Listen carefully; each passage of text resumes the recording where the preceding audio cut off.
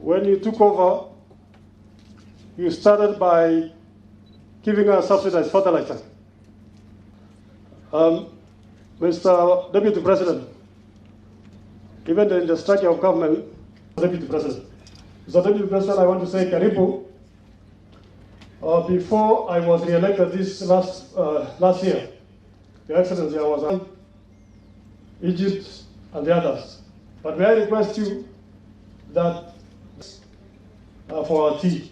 So, Your Excellency, I'll be requesting the leadership of the multinational companies, and Your Excellency, we have agreed on a way forward.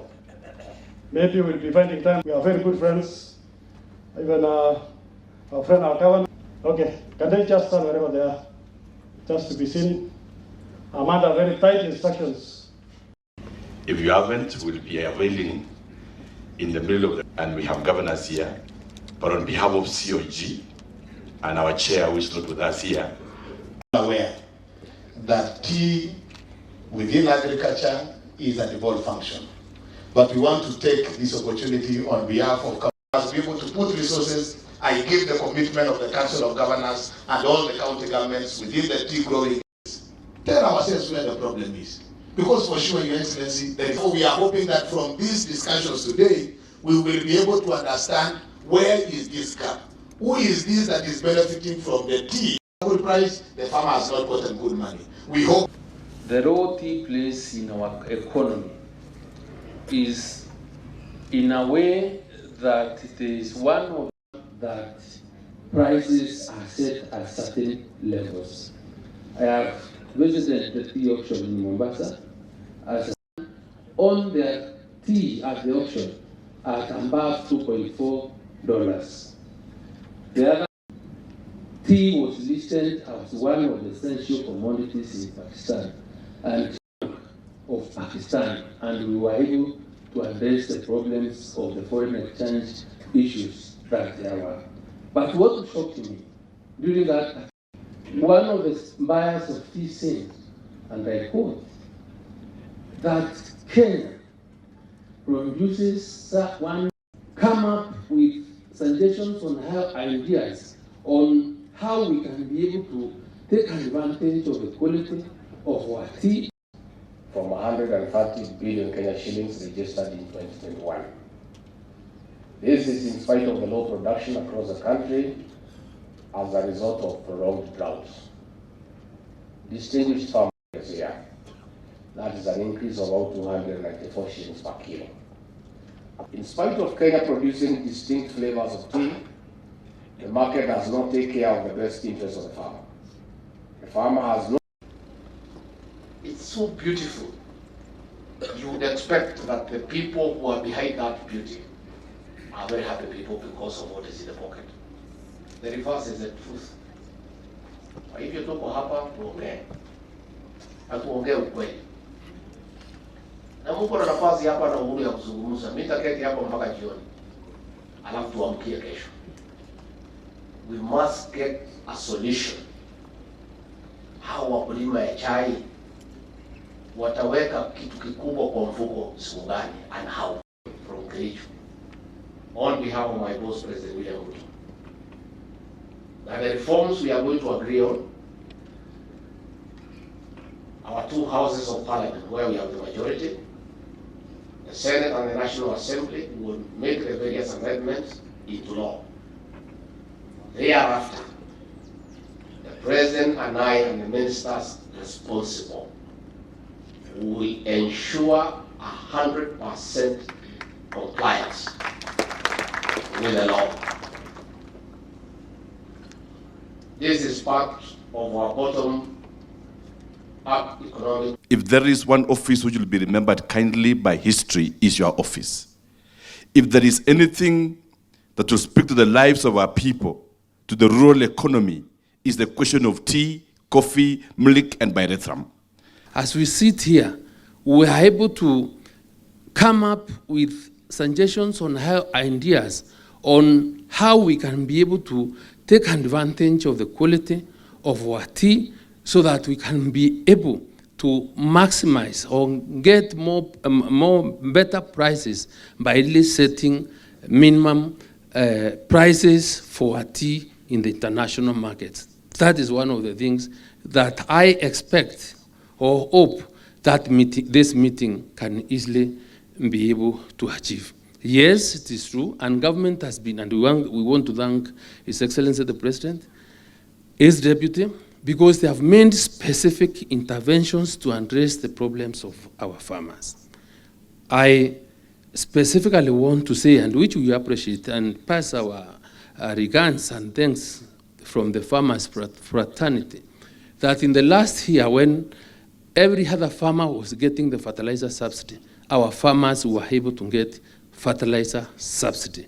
What this means is that the cost of production, because it has been skyrocketing, government itself is putting specific interventions to address the cost of production so that our farmers are able to get better prices for their tea. And as the government endeavors to do this, I think it's all important now we all work out together, come reason together and see what is it that we can do to ensure our prices are stabilized, to ensure we are able to increase production and productivity. But I want to imagine that this responsibility, government having taken it this seriously, the farmers of this country, who constitute a greater majority of those people at the lowest of the pyramid, will have something to smile about. Your Excellency, this is your forum. This is your meeting. We are here to give you the necessary support. We will do what we can to ensure the greater agenda of this administration is achieved. And I do not want to take more than that, because I believe and I am sure, this being your meeting, we are supposed to listen to you and then give the opportunity to our farmers who rarely have a time to address their leaders, to have the best of their time so that we are able to see or understand from them what is best that they think we need to do to address their issues. I welcome you all to this special summit on the tea subsector reforms in the beautiful county of Kericho, the country's leading producer of tea. The agriculture sector contributes 22% to our national gross domestic product, with the tea subsector accounting for 2%. With over 650,000 growers spread in 18 counties, Kenya is the leading global producer and exporter of various types of tea, with black tea accounting for at least 95% of the sold crop. Over the years, tea has earned the country foreign exchange. For instance, in 2022, the subsector recorded 20.9%, the highest foreign exchange earnings of 163 billion due to competitive export prices. This was an increase from 130 billion Kenya shillings registered in 2021. This is in spite of the low production across the country as a result of prolonged drought. Distinguished farmers and delegates, tea posted positive results despite geopolitical and internal instabilities in major markets like Russia and Pakistan.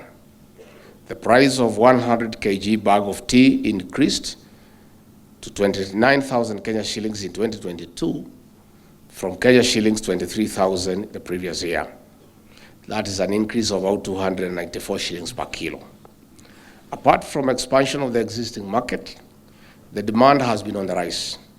That is why Pakistan, for instance, imported 20.6% more tea than in the previous year of 2021. Besides keeping traditional markets such as Egypt, United Arab Emirates, and the United Kingdom, Kenya made more inroads in Africa.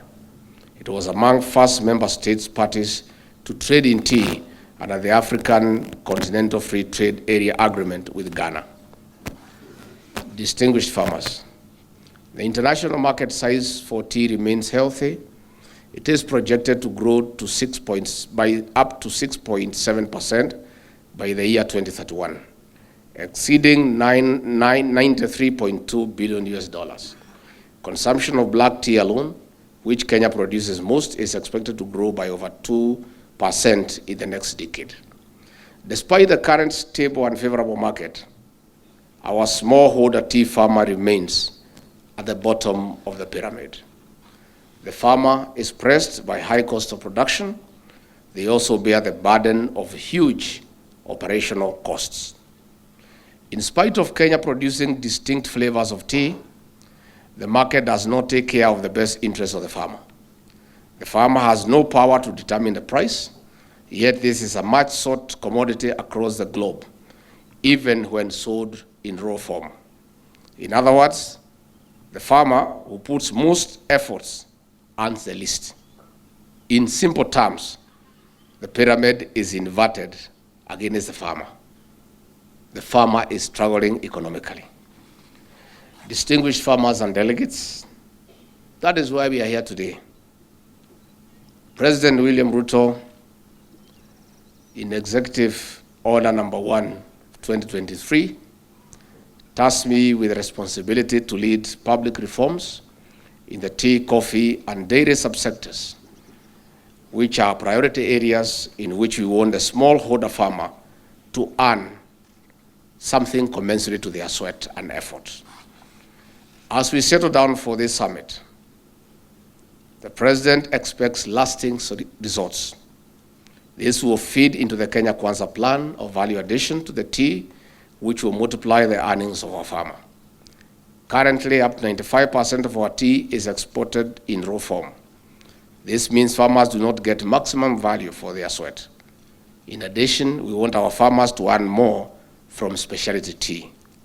This is how we will stabilize and strengthen our economy, promoting a strong tea brand internationally.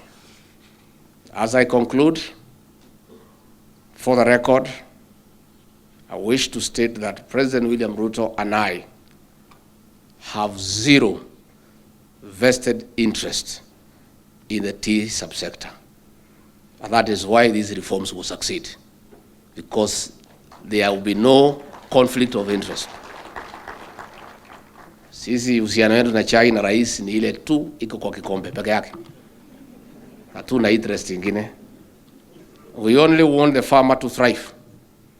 I therefore invite you to an open, candid, and highly constructive dialogue. Let us explore lasting legal, policy, administrative, and operational strategies of returning the tea money to where it belongs, to the farmer. Kwa hivyo, wakulima, nataka nimkaribishe hapa Kericho. So I want to invite you to be very honest and brutally truthful. Pahali unajua iko shida useme. Usiposema leo, ukimya milele. This is the last conversation we are going to have about this tea. We cannot every year tunaongea nini, museme leo. Mutasema? Wale wananyanyasa nyinyi, wale wanaumiza nyinyi, pahali mnajua pesa napotea, it is the time to say today. And I want to assure you, like we did in coffee, ile yote mtasema, tutarekebisha sheria, na rais na mimi na waziri tutafuatilia, it will happen. I want to tell the people who are here, in all the sectors, KTDA, T-Board, Nani, it's not business as usual. And these 2 days here is not a joke. And everybody will have to align. Even as we make the amendments, from Monday we'll enforce the Tea Act that is presently in place. We'll enforce. So the Tea Act will be implemented as it is, as even we seek amendments, because already Senator Cheriot and Parliament did a good job. And if that thing had been implemented, we will be 50% successful. We will be dealing with the remaining 50%.